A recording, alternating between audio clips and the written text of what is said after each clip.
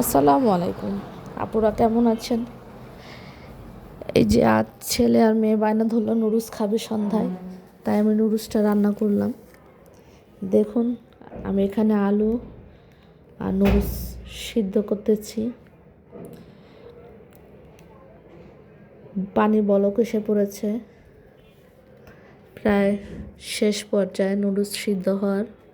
এবং এতে আমি একটু লবণ ও সয়াবিন তেল দিয়ে দিয়েছি, যাতে নুডলসটা সুন্দরভাবে সিদ্ধ হয় এবং একটার সাথে যাতে না লাগে। দেখতে পাচ্ছেন কি সুন্দরভাবে নুডলসটা সিদ্ধ হয়ে আসছে। আমার নুডলস সিদ্ধ প্রায় শেষ। এখন আমি এটা চালনিতে ছেঁকে নেব। চালনিতে ছেঁকে নেওয়ার পরে আমি যে ঠান্ডা পানিতে ধুয়ে নিলাম। এবার তেল গরম করে এতে ডিমটা ফেটে দিলাম। এরপর আমি পেঁয়াজ, কাঁচামরিচ, টমেটো, ঘরে কোনো সবজি না থাকায় আজ এভাবেই আমি রান্না করে দিলাম। এবং এটা এখন নাড়াচাড়া দিচ্ছি। পেঁয়াজটা মজে আসলে টমেটো, কাঁচামরিচ দিয়ে দিলাম।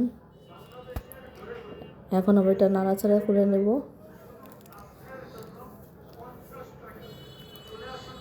এবং এতে আমি একটু বাঁধাকপি দিয়ে দিলাম। বাঁধাকপিটা আগে সিদ্ধ করা ছিল। এই যে আমি এখানে ম্যাগি মশলাটাও দিয়ে দিলাম। এখন আমি ভালো করে নাড়াচাড়া দেব এবং যখন এটা ভাজা ভাজা হয়ে আসবে তখন আমি নুডলসটা ছেড়ে দেব। এই যে দেখুন, আমার নুডলস রান্না প্রায় শেষ হয়ে গেছে। দেখতেই পাচ্ছেন খুবই লোভনীয় হয়েছে দেখতে। বাসায় এভাবে ট্রাই করবেন। আমার বাচ্চারাও সবজি দিয়ে রান্না করলে খেতে খুব পছন্দ করে। যখন যেভাবে দেবো সেভাবেই খেয়ে নেবে।